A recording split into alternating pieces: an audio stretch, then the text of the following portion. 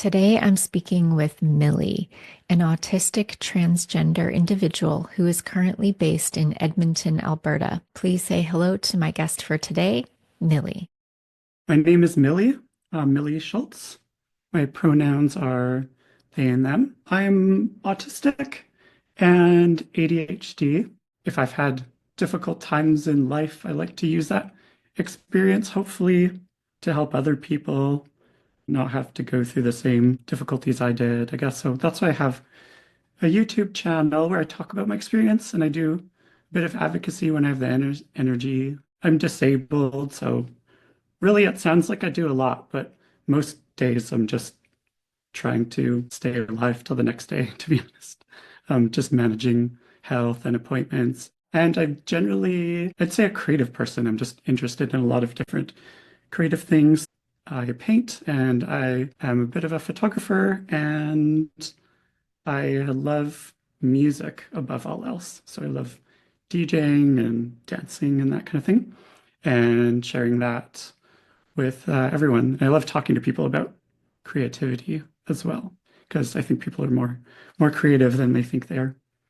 It's very ADHD too. I feel like I'm just doing a lot of different things, and I've had that in the past too. I felt maybe like our world is set up for people to stick to one thing and continue on one thing and really build on that. So I felt down for a long time about jumping around. But I find that now that I've stuck with it long enough, I can find projects where I can put all those skills together that it would be difficult for somebody else to have such a diverse range of things they have knowledge on all at the same time. So I can do very specialized things sometimes. Since the listeners love hearing autistic origin stories and ADHD, if you'd like to share as well, would you feel comfortable sharing when and how you were identified as autistic? Like I had actually suspected ADHD from much earlier on. So I was diagnosed with both in my 30s. But even in high school, I think that's when I was first also diagnosed with other things. Like first was with depression and that kind of thing, and later generalized anxiety and that kind of thing. But I'd suspected ADHD. And again, like a lot of people, it was even to me, I just had a real misunderstanding of what it was. So I kind of dismissed it. And then it was much later, losing jobs and having to kind of reinvent everything over and over again and go back to school and try to find a new thing and start from the beginning over and over again. And my mom, especially, I'm lucky my family supports me when things kind of fall apart. And then my mom, especially, was paying attention to, she was kind of getting some things about why sometimes I'd have to quit because I would get burnt out and overwhelmed, or looking back, things could have been more accessible. But then times, if I was fired or let go or something like that, my last major office job, I just didn't really get it. And to my mom, it was kind of made more sense why they let me go. Like maybe it was not fair, but she got it in the context of how our work system is. And that's when she was kind of, like, maybe you're, do you think maybe you're autistic? And she worked with autistic people, helping find employment, that kind of thing. And at the same time, I think it was partially that. And it was also like the YouTube algorithm, weirdly, was just serving me up all these videos of, yeah, especially autistic women. I'd gone through this whole thing in the years prior of realizing I was transgender and transitioning and everything. And then, yeah, I was just kind of like, I understood what made that fit and having that realization. So I was getting the same kind of feelings of like, oh, why does this make so much sense kind of thing. And then did like a lot of people, just absolutely devoured so many books and everything, learned as much as I could, and then was looking for a psychologist to do the diagnosis. And that was nerve-wracking too, especially with the gender issues making it more complicated, I knew there was this kind of thing going on of this maybe autism presenting differently based on gender. And I don't know how true that is now, but I know there are different presentations. So I was kind of like, are people going to be able to see through, like, I've had to be in high masking positions for so long, and those are the kinds of jobs I was doing and stuff. So then I did the pretty classic formal diagnosis. It's very strange because a lot of the things, I mean, I find the process fascinating, so I thought it was really interesting. It was exhausting, really caused a lot of like shutdown in and of itself. But then some of it seems kind of absurd, because it's so designed for children still. And then some of it I felt like just really lasered in on some really deep down anxieties about myself, like really pulled some of that stuff out. So that was hard. I remember one of the most difficult parts was just the part where we were given some objects and told to tell a story with the objects. I always felt bad before because I love kids, and kids want you to tell them a story or make something up, and I always had difficulty with that. And then later, as an adult, like people want to play a game with improv or work situations. That goes into my variable ability to speak, and I'd have situations of mutism and stuff like that. That just got into kind of a deep anxiety. And I always had this internalized thing of like somehow not being creative because of that. But then I realized later, like I really am very creative. I just, like a lot of things, had a misunderstanding about what that is and just negative internal thoughts about things. But yeah, I got the diagnosis. It was very, very expensive, and I'm very privileged to be able to have help paying for it. I couldn't have paid for it on my own. How do you think that diagnosis or those set of diagnoses changed your self-concept, if at all? Oh my gosh. Yeah, so much. Like just absolutely, you know, I was so nervous about the result and then so incredibly relieved. It explained so much, and it finally gave me this ability to actually advocate for myself, like things I knew I needed help with, but I didn't know how to explain it, and I never felt like I could take up space. So I feel like I've changed hugely in that regard, where I would absolutely almost never ask for help, and that caused real problems in school and that kind of thing. And I would just fail in an assignment, also because of perfectionism, but because I didn't want to ask for help.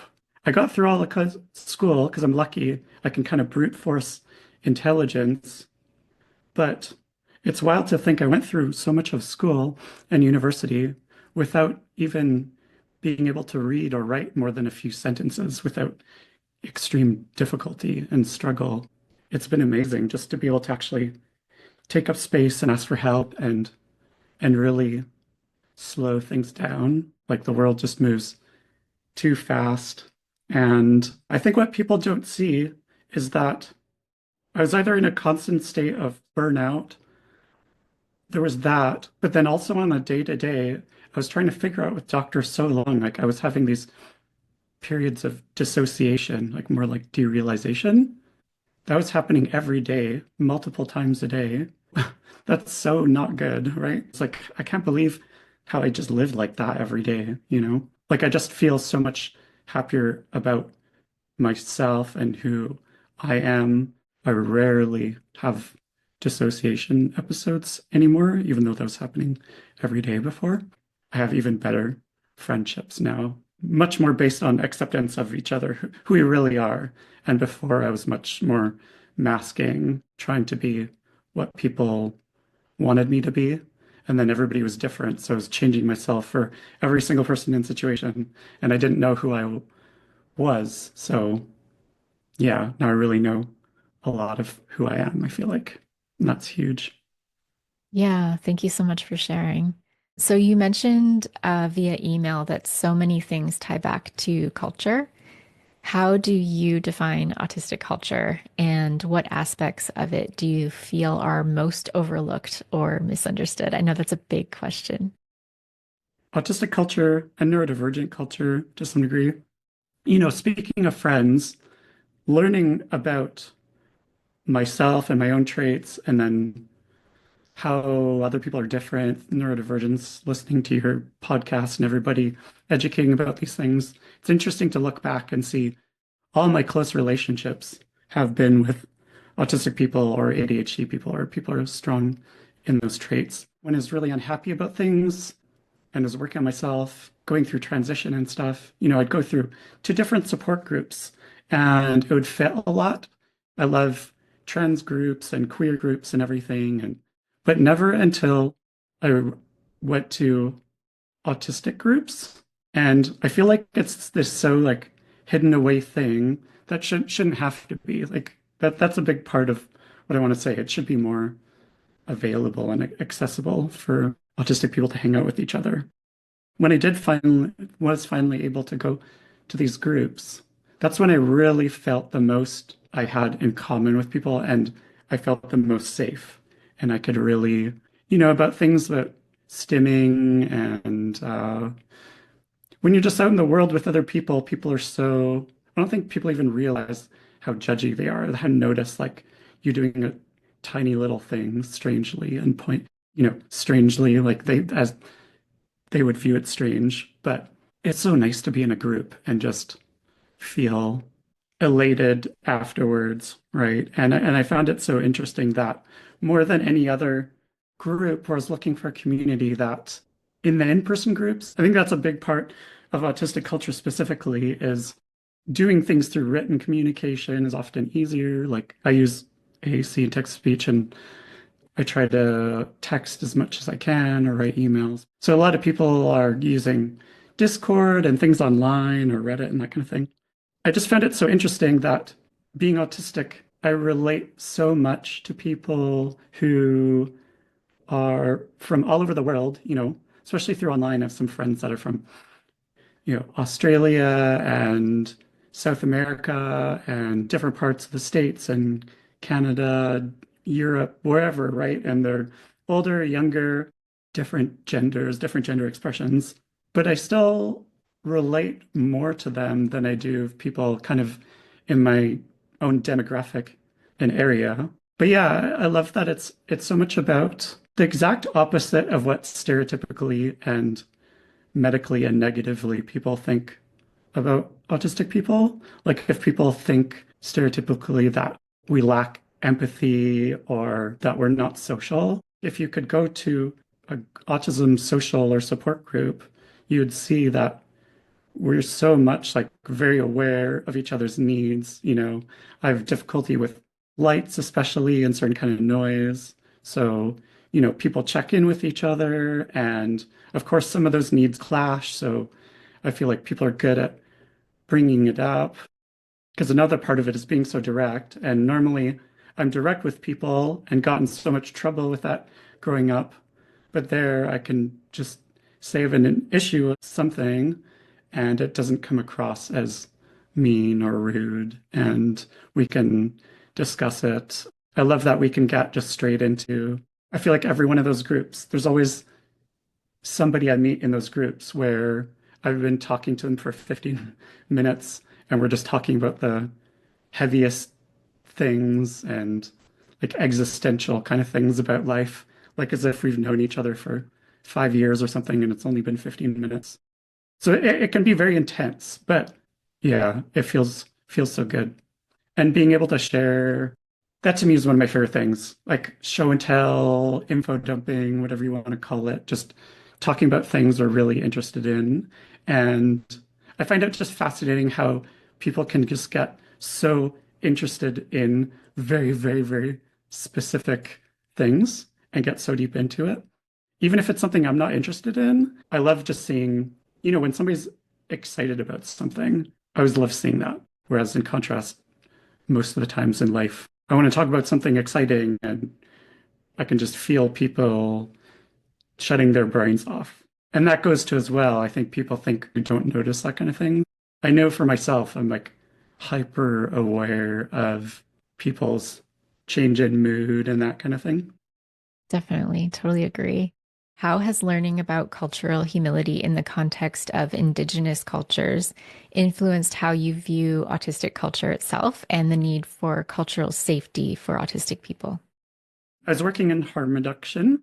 That's one of the jobs I'm most proud of and really passionate. Harm reduction, even before doing that as work, was just part of something I really believe in. It's just through the nature of the work, we were working with a lot of Indigenous people, and because of that past history of trauma, and trauma is really what almost always leads to substance issues and addiction.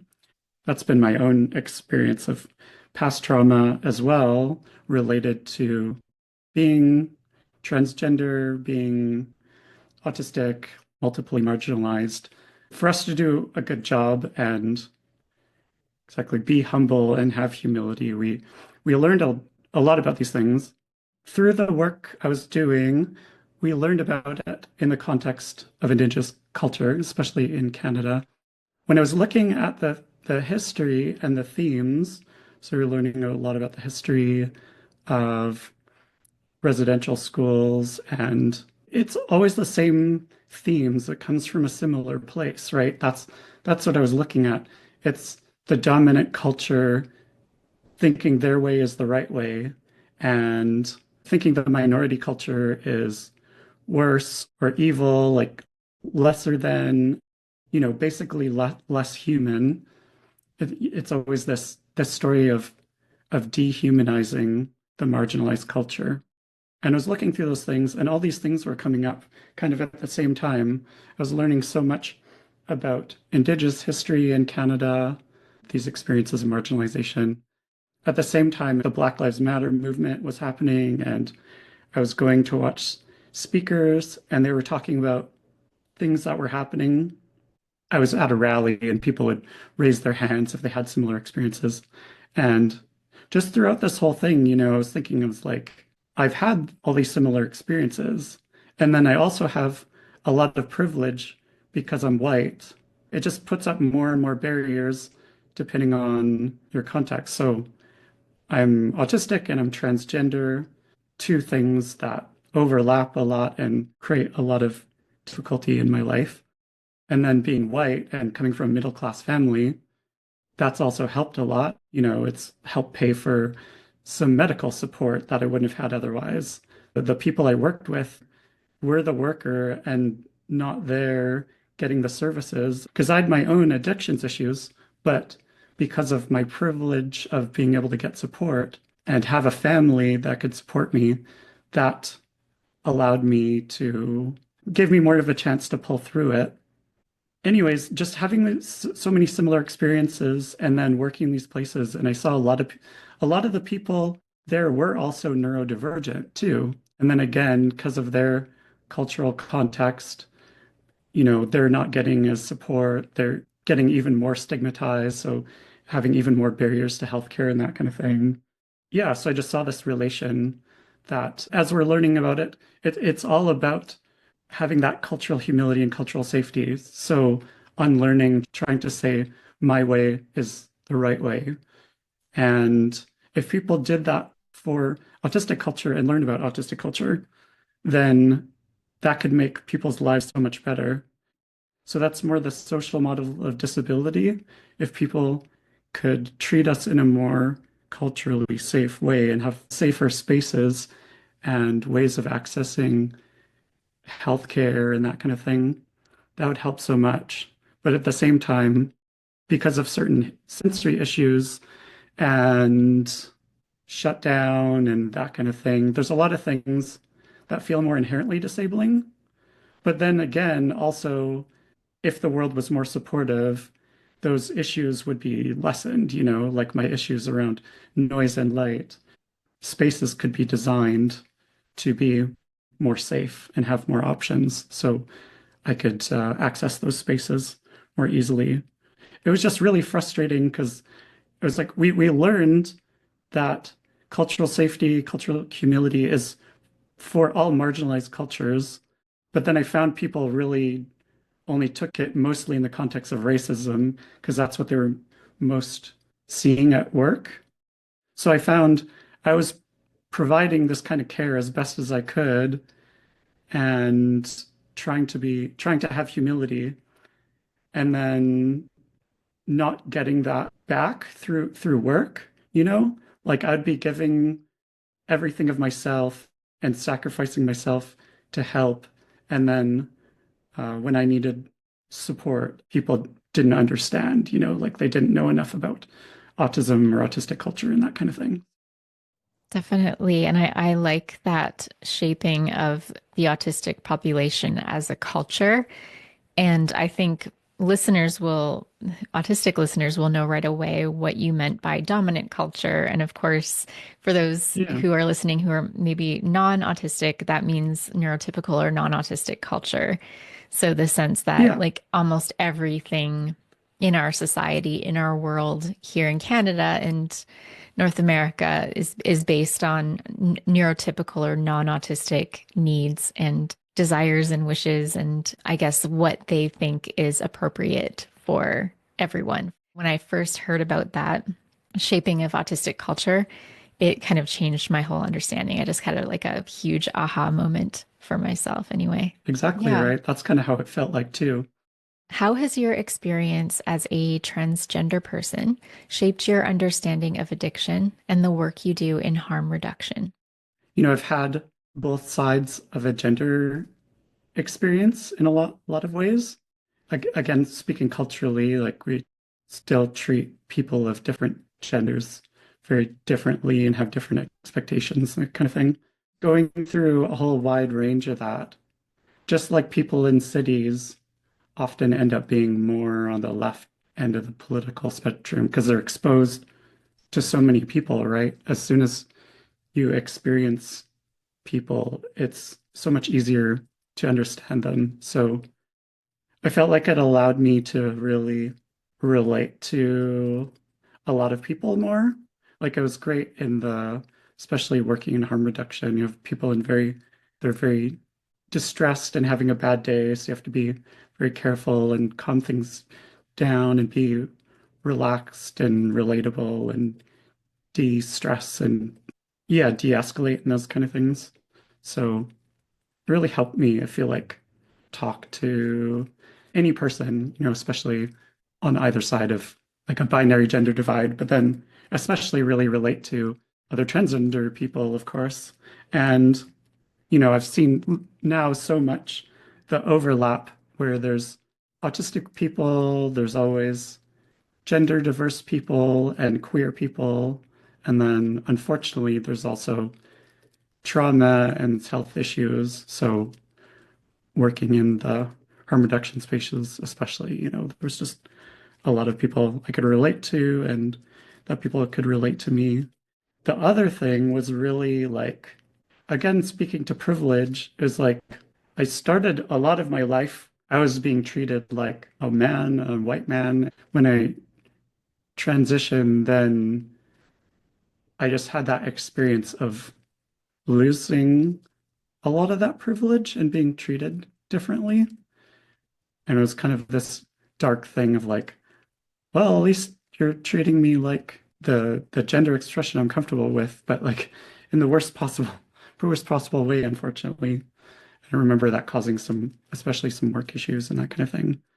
Again, that just allowed me to relate to people who've had their power taken away and their voice taken away. Like as I've become more comfortable with myself and more happy with myself, at the same time, I've had a harder and harder time having people take me seriously and listen to me. Like every step I take of saying I'm transgender and then discovering I'm autistic and ADHD and then being open about that and then being open about being disabled, every step of the way, it's more like being treated like I notice like I have the same good ideas, I feel like, about things as I used to.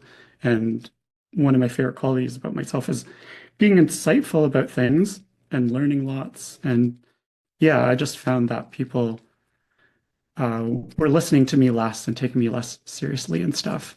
But the people that I really want to help now listen to and respect me more and, you know, likewise with me to them. So it just really upended my kind of world of relationships, but it's for the better. It's just a very painful process. That's really interesting. Thank you for sharing. What shifts or changes do you think are needed in addiction recovery spaces to make them more inclusive and affirming for both neurodivergent and transgender individuals? Yeah, so my experience, of course, again, was with the supervised consumption side and more of those harm reduction spaces.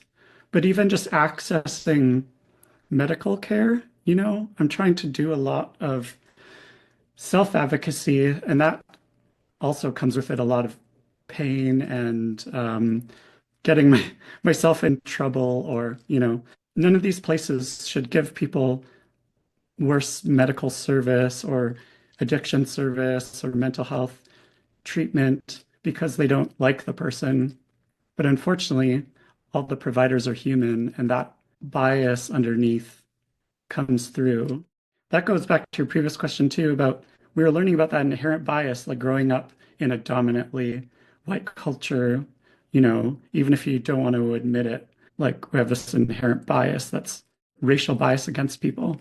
And then I learned about that research about the double empathy problem and things about how autistic or non-autistic people have this inherent bias against autistic people, like just before they even get to know us, maybe feel that we're less trustworthy. And then I saw people getting treated that way, people getting misdiagnosed or just being labeled as troublemakers. So I think that's a big thing that really needs to change. Like, again, I'm not the mental health expert, but from what I've seen and what I've learned, there's a lot of misdiagnosis of things like borderline personality disorder, and especially to women, and especially to women of color and Indigenous women as well. And it's a way almost just to label them as trouble and be more stigmatized. And I think from my experience, knowing myself and my own diagnosis and then working with people, if they had more access to possible ADHD or autism diagnosis and possible support or treatment or things related to that, they might have a huge quality of life improvement. So that's like just this access to, it's like all our medical care, just focusing too much on treating the effects and not having time to see like what the underlying, like what's causing the underlying trauma. Like I'm being marginalized in society and rejected, and that's what's happening to the other people with addictions, but nobody's looking at why. And maybe if they're combative or, argumentative, it's like, why is that happening? If you're being rejected and screwed over and, gaslit by the system constantly, of course you're going to be angry. That's another thing, like not allowing people to be justifiably angry. I find that a lot. Like if I have any emotions accessing services or support, it feels like it's never justifiable. And that's not even getting into being looking at its strengths based. So many autistic people are so creative and so passionate. So I've seen people in the harm reduction space who are lucky enough that someone saw them. I've seen people come from addiction and then be mentored into a research position.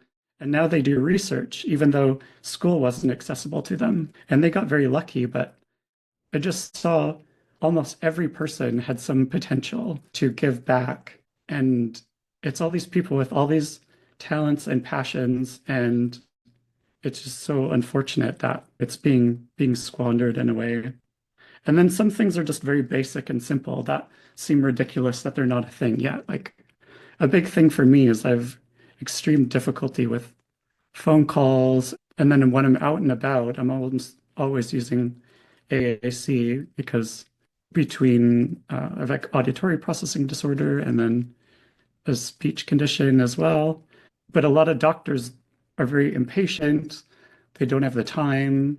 The people booking the appointments, they don't want to let you do it through email. Sometimes it's not even possible, or they pressure people into doing it over the phone. just having options for lighting. A big one I saw is like, how do you have people who are autistic or ADHD and expect, especially if they're living on the street, how do you expect them to just keep all their appointments and paperwork in order? They're going to have a lot more barriers to be able to do that easily. Yeah, learning what to appreciate. Because I saw so many people who had good ideas and would just be ignored because they didn't have, especially if they didn't have a degree, even if they transitioned from accessing the services to working, they couldn't get into higher up positions if they didn't have a degree. So I think that really needs to change too. For sure. Thank you. And in your response, you mentioned the double empathy problem. So I just wanted Hmm. to let everyone know that if you haven't listened to that episode yet, I did do an episode on it last July 31st. It's called Episode 36, Autistic Empathy and the Double Empathy Problem, if you would like a definition on what that is. So can you please share an example of a space, event, or community that you found to be particularly affirming, supportive, and safe? It's so rare. Some of the things are almost unintentional. Like this isn't the best example, but I'm going in degrees. I think of when you go back to culture. I was born in Germany. There's a stereotype of German person coming here, they're much more direct. People see them here as rude, but that's a judgment on them, as if they're a bad person. But obviously in Germany, they'll just, be normal. Or I've learned about things like Finland being a place where some autistic people like because they're culturally, people don't make small talk as much. I've heard autistic people really like Japan because the rules are very clear cut and the expectations. I like this idea of kind of a whole different country and culture feeling safer. Whenever I go back to Germany, I feel a lot safer. So it's unfortunate that in my own country, I feel a lot more unsafe. Like people are so indirect. But the place that I'm looking for again, it was like when all the stars align and something happens and it's so beautiful. And then that gives me a model of what to strive towards. We had this group when I was still in Victoria. Now I'm living in Edmonton, but I was lucky enough to have an OT, an occupational therapist, who really helped me.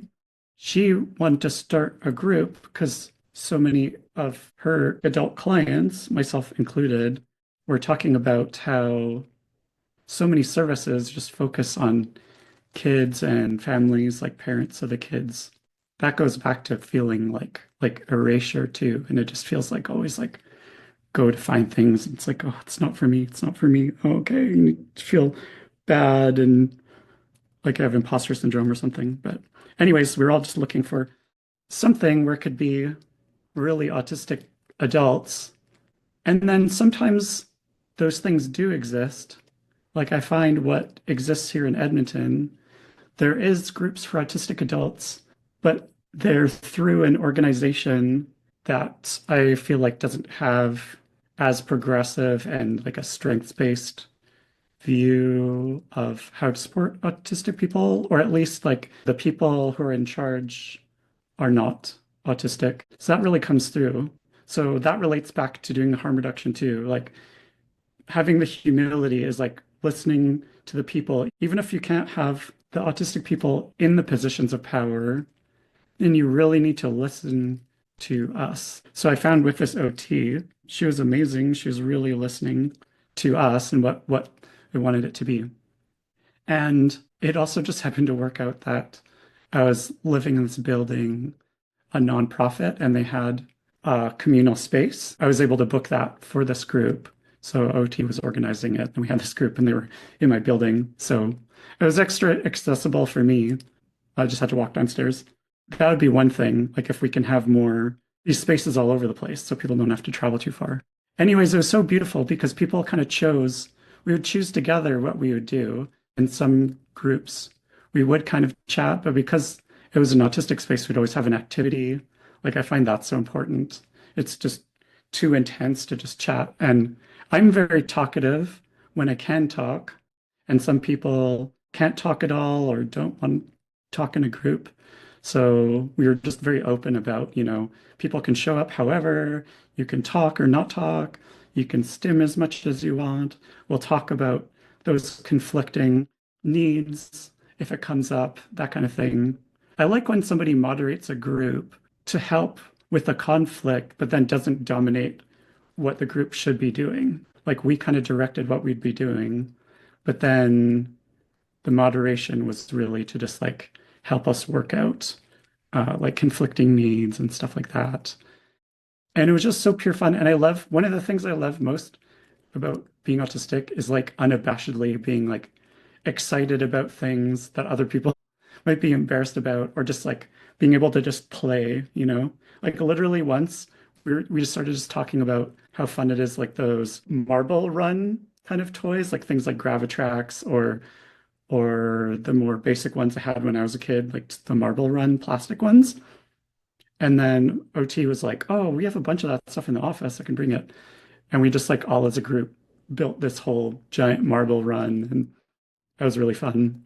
And we had like one where people, yeah, just shared their different hobbies and brought stuff in to share their hobbies. And yeah, I just remember like people's feedback being that it was one of the safest spaces they had in a long time and some of the most fun they had in a long time. And that's the kind of thing I'm always looking for again. Yeah, that sounds really nice. One thing that I've noticed recently, and I guess I must have witnessed it a lot, but I'm just becoming more aware of it. And that is when you're in meetings, it can be in person or on Zoom. And because I'm also very direct and I'm also very honest, if someone asks me what I think about something, I will tell them. And Mm. from a lot of people, you'll get this like, oh, like they'll be like off put because you've just been really direct. And it's like, well, you asked me. And so that response in itself will make me shut down. So often I've noticed this pattern is like once someone does that to me, I it'll be hard for me to speak with them in person or on Zoom even again, and I'll have a harder time opening up about anything.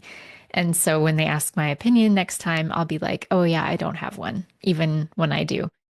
You mentioned that you use augmentative and alternative communication or AAC in daily life.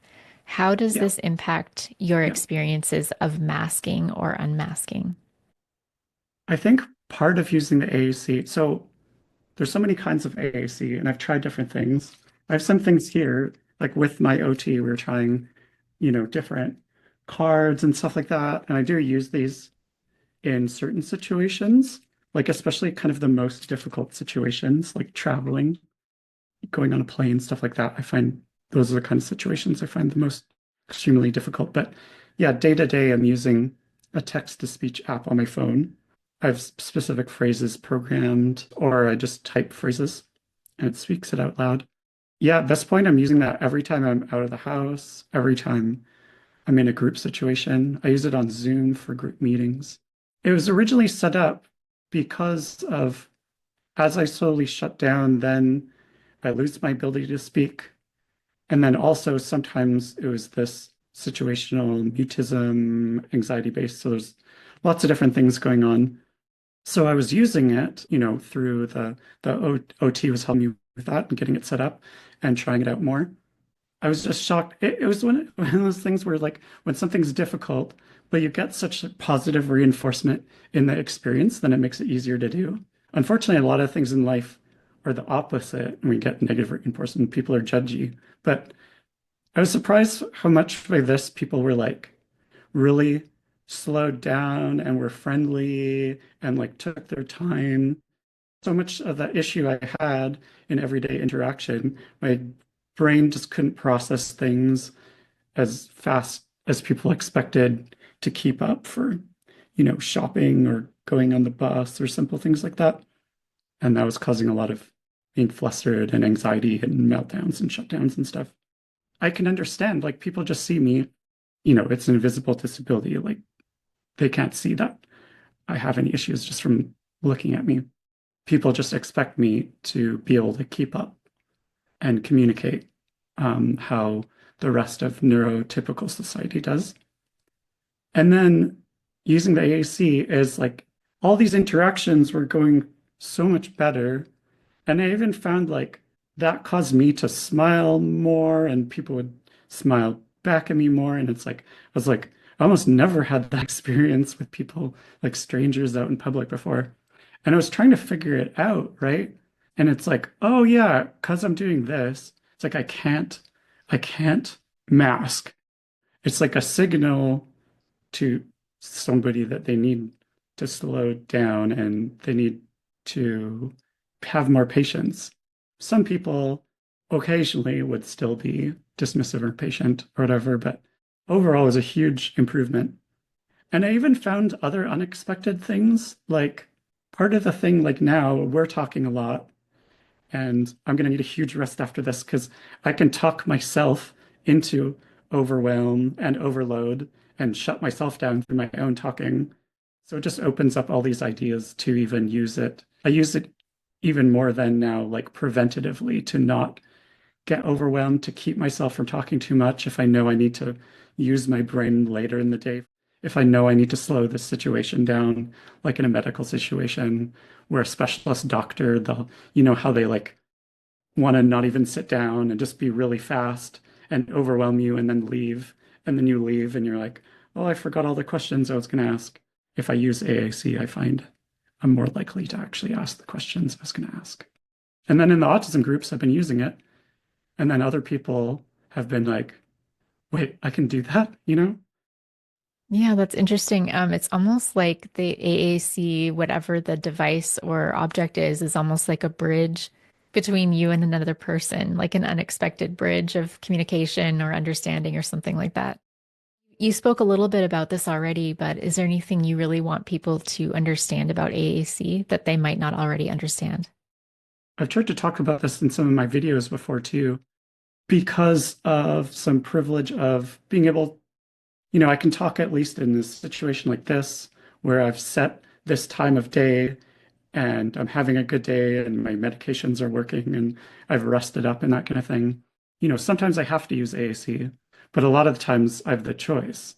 I think that's what I want people to understand is like a lot of the people who don't have a choice are also the people that you don't hear from as much because it's more difficult for them to, you know, like do a talk or an interview or, you know, because they're going to have somebody who is, you know, like you're amazing about making it feel like safe to do this. And, you know, like I asked you about stimming and that kind of thing. Somebody who has to use AAC all the time, you know, if they do a YouTube video, people have to be willing to like slow down and listen to the slower pacing. And we live in such a fast-paced and especially impatient world. My experience of autism and disability and AAC2 is like is just if you can just slow down, that helps. Just have some more patience and give me some space. And that helps the most. That's a Thanks. really good point. Yeah. Millie, thank you so much for being my guest on the Other Autism podcast. And that's all I have for you today. Thank you so much for being here. Until next time.